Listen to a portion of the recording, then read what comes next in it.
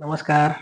माझं नाव संकेत पतंगे. आपलं सर्वांचं स्वागत करत आहेत. परत एकदा सर्वांना माझ्याकडून, माझ्या परिवारातर्फे आणि माझ्या टीमतर्फे सर्वांना नाताळच्या, क्रिसमसच्या आणि नवीन येणाऱ्या 2025च्या तुम्हाला हार्दिक हार्दिक शुभेच्छा. तुम्हाला, तुमच्या परिवाराला हे नवीन वर्ष आनंदाचं, भरभराटीचं आणि सुख समृद्धीने जावो हीच ईश्वरचरणी प्रार्थना.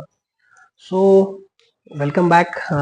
खूप दिवसानंतर परत एक व्हिडिओ बनवायचा चान्स आला. मी नेहमी बनवत असतो, बट लास्ट काही थंडीचा जे आपल्याकडं जे टेम्परेचर एकदम ड्रॉप झालं होतं, थंडी खूप वाढली होती, त्याच्यामुळं खूप व्हायरल इन्फेक्शन झालं होतं. सर्दी खोकल्याने जाम होतो. So I is not able to record and मला नाही करता आलं त्याच्यामुळं. So so so sorry for that first. खूप लोकांचा प्रश्न आलेले आहेत की सर 2025 मध्ये मार्केटचा ट्रेंड कसा आहे. तर मी माझा अनालिसिस मी तुम्हाला सांगतो.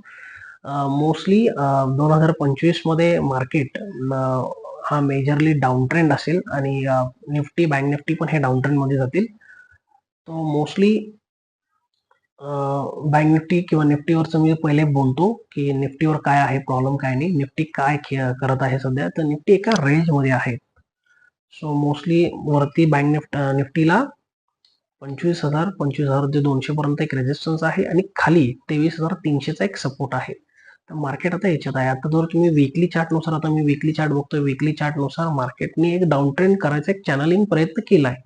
पण जसं 23,300 तुटला खाली, वीकलीचा एक जो मेजर स्विंग लो आहे वीकलीचा, तो जर तुटला तर निफ्टी ही कंपल्सरी डाऊन ट्रेंड मध्ये जाणार आहे आणि ती खाली खाली ड्रॅग होईल. आता जर हिथून जर वरती निफ्टीला बुलिश व्हायचं असेल तर कुठला पर्याय आहे, तो निफ्टीने 25,200 25,300च्या वरती क्लोजिंग देणं गरजेचं आहे.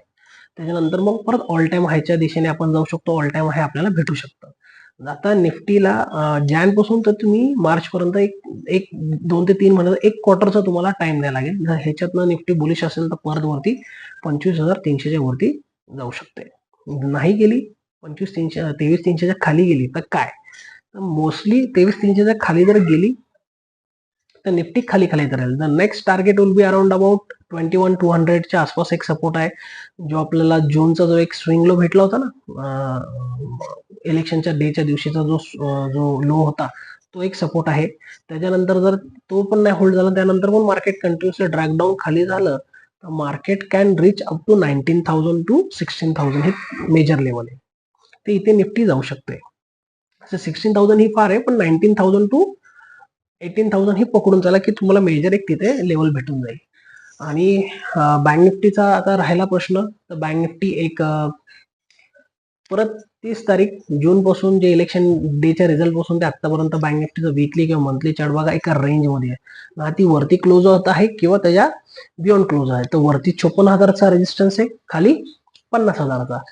आता 50,000चा सपोर्ट आहे आणि 50,000चा जर सपोर्ट तुटला आपला तर नेक्स्ट मेजर सपोर्ट आपल्याला 46,000च्या आसपास एक आहे आणि त्याच्या खाली जर बँक निफ्टी ड्रॅग झाली तर 43,000 44,000 म्हणजे 43,500 टू 44,000चा एक सपोर्ट आहे. मेजरली आता बँक निफ्टी इथेच आहे आणि ह्या लेवलमध्ये बँक निफ्टी येऊ शकते. सो ओव्हरऑल बँक निफ्टी हे वीक आहे. याच्यात जर तुम्ही विचारायचं झालं तर तुम्ही बघा, ऑटो सेक्टर आपलं वीक झालंय निफ्टीमध्ये, बँकिंग वीक आहे, ऑलरेडी बँकिंग तर सर्च करतात आहे, आयटी त्यातलं सर स्ट्रॉंग आहे फक्त. आणि जर मेटल्स बघा, मेटल्स पण वीक आहेत.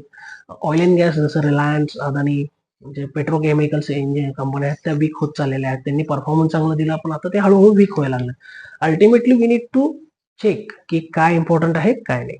So stay tune for the 2025 आणि नेक्स्ट व्हिडिओमध्ये आपण अजून खूप साऱ्या गोष्टी बघूया. 2025 कसं होतंय. चलो, थँक्यू, धन्यवाद, बाय बाय.